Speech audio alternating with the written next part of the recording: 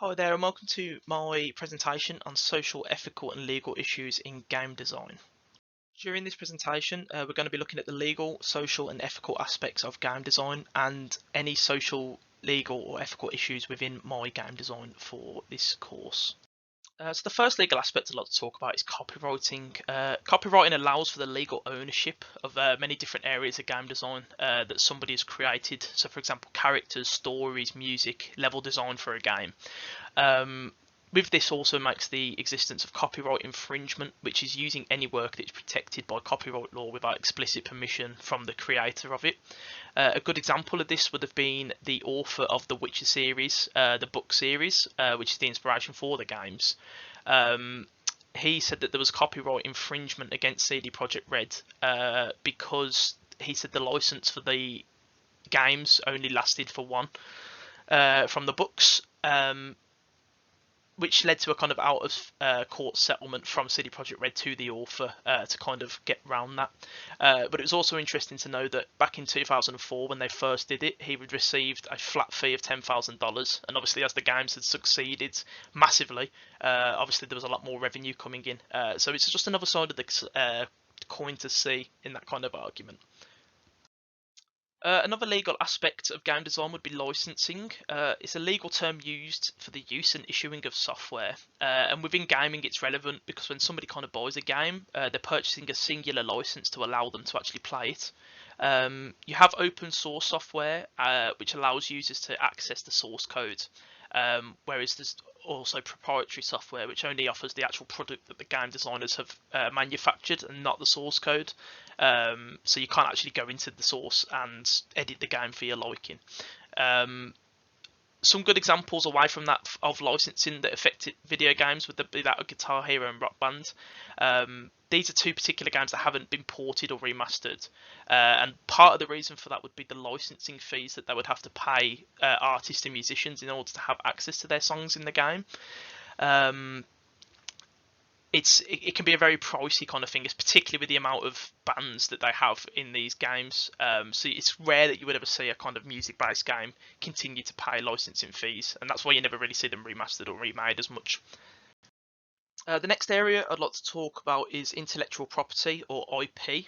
And an IP is basically when you want to protect your ideas, or people want to protect their ideas and creations from others. So within gaming, it can seem quite similar to copywriting, but I guess one of the key differences that kind of helps, especially for me, kind of differentiate between the two, is that copyrighting an idea is required for each version of a game that you make, whereas an IP, once you've registered something as an IP, you can use it as many times as you want because you do own that property overall. A good example of kind of a company protecting their IP, and some would say probably a bit too strictly sometimes maybe, would be Nintendo and their protection of Mario. There's been plenty of times when Nintendo have shut down kind of fan-made remakes of their Mario older titles or fan-made projects that include Mario in order to protect their IP. And a lot of people have kind of called out Nintendo for that kind of practice. But again, if you think about it from a business sense, they are just trying to protect their brand. So you can see why they would be so strict with that kind of protection. Another fairly important area of the legal side of game design would be ratings and ratings boards. Ratings are put in place to help age groups from seeing content that's not appropriate for them. And we have different kind of rating boards such as PEGI or ESRB. They all have different kind of criteria depending on region and what the social and cultural expectancies are from that region. In game design, it can be very helpful to kind of set your ideas on what age bracket you want to focus on, because it can help kind of define the game design that you want to make and what you can and can't implement in order to kind of meet those age ratings. But they are incredibly important, especially kind of protecting younger audiences from unsuitable content in video games. So for potential legal issues for My Game Road to Unite, one of the big ones would be licensing, because as the main protagonist plays and sings different songs of other artists through the game as well as his own, the music would need to be licensed and have permission given so that it could be used appropriately. Writing it's going to be very mature in its themes, particularly when it comes to areas such as violence and language. So it'll be important to make sure that the appropriate ratings are given, which would be looking at obviously 18 plus and mature kind of markets for this particular title. And as well as that, IP, registering the game as an IP would be a good idea, because part of the monetization for it would be to look at potential sequels or DLCs. So instead of having to renew the copyright for every kind of game we make, we can protect the IP as a whole by registering it as an intellectual property. So moving on to the social aspects of game design, I want to start off with cultural representation. Obviously, it's incredibly important that video games portray cultural representation correctly and appropriately. And game designers should always be considering this when they are, creating a video game concept.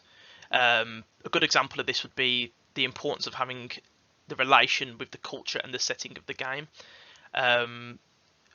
You want to make sure, say if you were setting a game in Japan, for example, you wouldn't potentially have as many Caucasian people walking around as you would as people that are kind of more relevantly associated with that area. So it's always important to make sure that the cultural side of your game design makes sense, especially with stuff like the settings and the people that you're kind of associating with those areas. So the next area I want to talk about is player representation. Over the years, and particularly I can remember this vividly growing up, many game protagonists have been that of a white male. However, over recent years, there's been an increase in including players of different sexes, genders, and races, as it should be. Gaming as a platform should be inclusive to everybody, and making sure that you represent everybody as a whole is incredibly important.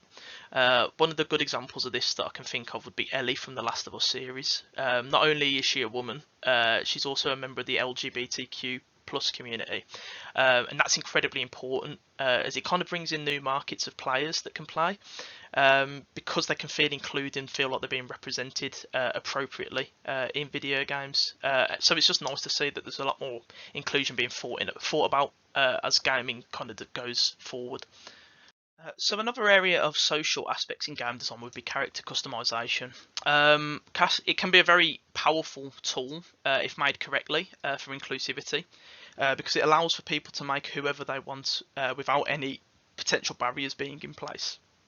I still do believe that a lot of character creators have a lot of work to do in this area, particularly when it comes to the LGBTQ areas of this discussion. But a good example of a character creator would be The Sims 4, in my opinion. This is because there was a recent update that they released which gives the player much more freedom to create whoever they wanted, and lets them assign gender and sex in a much more kind of fluid way, which again it increases the inclusivity for that game. And as a game series as a whole, I've always found that The Sims has been quite open with the LGBTQ community, and it's something that I remember through playing those games. That's always been a thing, even back in kind of 2004 when The Sims 2 was first released. So potential social issues for Road to Unite. Cultural representation is obviously an important one, because the game's going to be set in various states across the USA. Plenty of time and research needs to be conducted in kind of accurately representing the setting appropriately. So the different cultures, ethnicities that potentially live in those states should be researched and kind of implemented into the game appropriately. And alongside that, player representation is obviously very important. The idea is that the main protagonist of this game is an African American male with an age bracket of around 40. And there would be various flashbacks in the game kind of showing him at a younger age and what's led to the events of the game. Again, it's incredibly important that research is done in order to make sure that we're portraying the character as accurately as possible, and appropriately, of course, as well. It's just vitally important that you don't cause kind of offence with that, because it's important to make sure that everybody playing the game feels included and it's appropriate for them. Moving on to the final area, which is the ethical aspects of game design. The first area to touch upon would be violence. It's been a massive talking point in the gaming industry over the many years of gaming kind of taking the forefront, and it's particularly within its exposure to younger audiences.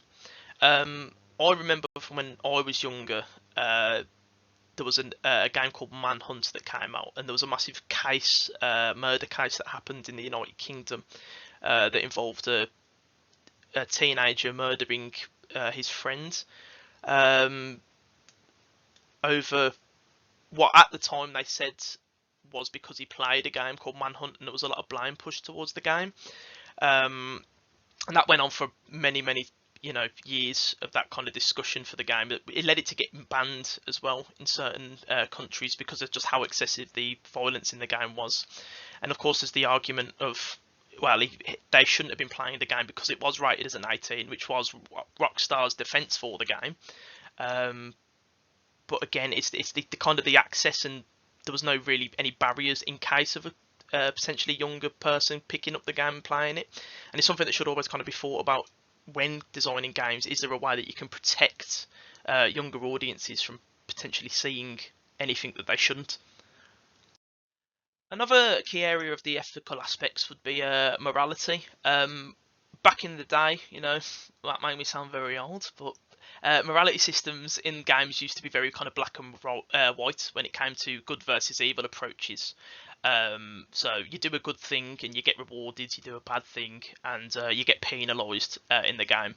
But because of this, the systems have had to become more complex and grey because players realised that they would be missing out on content if they were not doing the positive things instead of the negative approaches. A great example for morality in video games, I would say, is the Fallout series. You've got the kind of the good and evil ones where you've got to decide between blowing up Megaton or saving Megaton from Tenpenny Tower in Fallout 3. But more recently, you've obviously had Fallout 4, which brought into the idea of synthetic human beings existing and whether they are actually human or not. Which again, although it's not kind of a direct choice in the game, it's something that the player can ponder on as they're playing through it and going. When they spend more times with these synthetic characters, it kind of leads to a bit more of a debate of whether they are human or not. The final area of ethics I want to discuss is the accessibility. I do think accessibility within gaming is a very important area to consider when creating a video game. You want to make sure that you put in systems and settings that allow people with disabilities such as colourblindness, hearing or limited movement, just to name a couple, have the ability to play your game. According to research that was done by Scope, 66% of gamers with an impairment or condition said they have faced issues or barriers when related to gaming. And to me, when I read that statistic, I thought that was quite shocking, really. Especially when you kind of consider the BCS Code of Conduct. One of its key principles states that you make IT for everybody. And as obviously gaming is done on computers, video game machines, comes under the kind of computing society side of stuff. IT should be made for everyone, and video games fall under that 100%. A great example of recent times would be Ratchet and Clank's Rift Apart. They did a whole kind of PlayStation State of Play covering just the accessibility within Ratchet and Clank, and there's so many features there that kind of help with the visuals for people that are visually impaired, or gameplay helps that kind of help people that have limited movement to play the game just a bit more easily.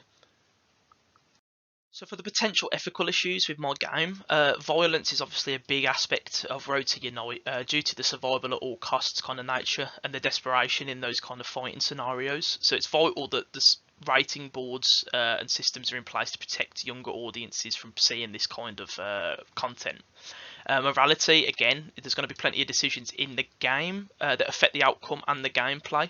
And some of these decisions might be a lot more grey to make and potentially touch on themes that are not appropriate for younger players. So again, it's important that the rating boards are in place and the systems are in place to ensure that younger viewers aren't privy to that kind of content, as well as putting systems in place in the actual game. If a younger player was to pick up the game, I don't know how it would be done. It's something that I would have to do a lot of thought about, but just kind of protecting them if they were to get their hands on the game, if there was something that I could implement in as a way to protect them from seeing any of that. And accessibility, it's very important for me to have as many people play the game from all kinds of different backgrounds in order to have a well-rounded discussion about the game. So accessibility is kind of an area of particular importance that I would like to focus on in order to make that happen. So the next couple of slides are just going to show the references that are used. So I'll just take the time now to say thank you for listening.